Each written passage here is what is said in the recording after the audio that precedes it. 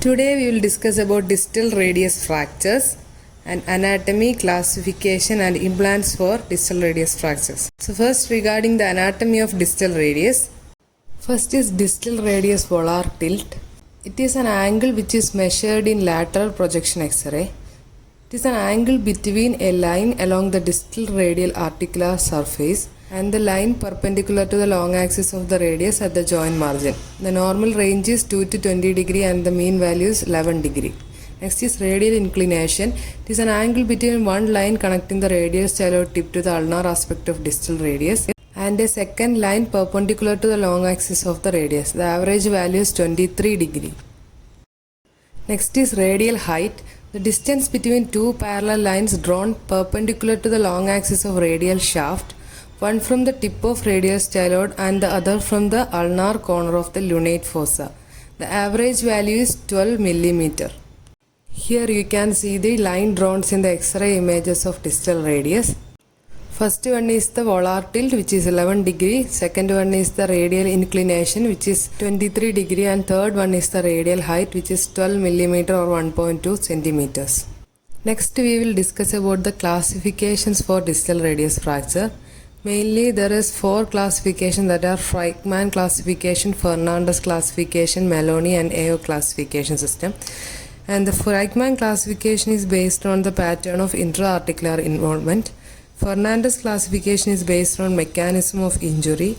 Maloney classification is a more recent classification which gives more importance to the distal radio-ulnar joint and the ulnar column of distal radius.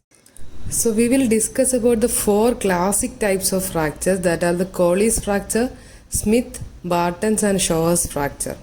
First, regarding the colles fracture, it is the most common fracture sustained by an elderly patient. Usually the mechanism of injury will be fall on outstretched hand. It is defined as a metaphyseal injury of cortico-cancellous junction within 2 to 3 cm of articular surface of the distal radius, with the displacements like dorsal tilt, dorsal shift, radial tilt, radial shift, supination and impaction.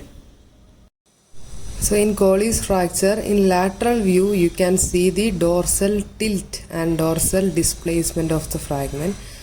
So here you can see in the lateral projection X-ray, you can see the distal fragment will be dorsally tilted and dorsally displaced.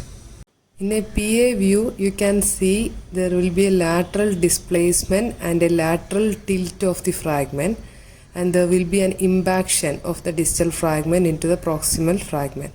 That is the impaction of the fragment. You can see the PA view and lateral view X-ray of a colles fracture.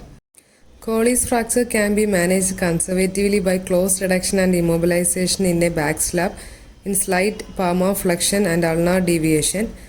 After a week of injury, we can convert the slab into a cast. While applying a colles cast, avoid excessive flexion at the wrist, which is known as the cotton lauder position. After applying a cast, we have to take the check X-ray. If the X-ray is not satisfactory, or it is a fade close reduction, or the patient is having an open fracture, or it is a grossly displaced fracture, or there is a neurovascular compromise, we can consider the surgical options like percutaneous K-wire fixation. The most common deformity developed after a colles fracture is the dinner fork deformity of wrist. Next we will discuss briefly about Smith fracture, Barton fracture, Shaw's fracture, lunate fossa fracture and die punch fractures. So Smith fracture is reverse colles fracture. It is an extra-articular fracture of distal radius with volar displacement. So it is known as reverse colles fracture. Next we will discuss about the radial styloid fracture or Schoffer's fracture. It is an isolated fracture of radial styloid. The mechanism of injury is compression of scaphoid against the radial styloid while rest in dorsiflexion and ulnar deviation. And it is often associated with intercarpal ligament injuries like perilunate dislocation or scapholunate dislocation. It often requires surgical fixation by open reduction and internal fixation. Next we will discuss about Barton fracture. It is an intra-articular distal radius fracture with volar displacement.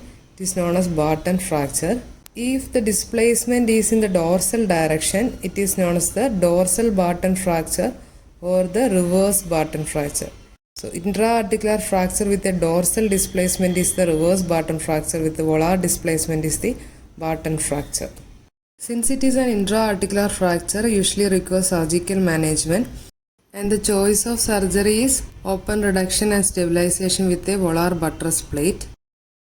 Next is a challenging fracture, that is the die punch fracture.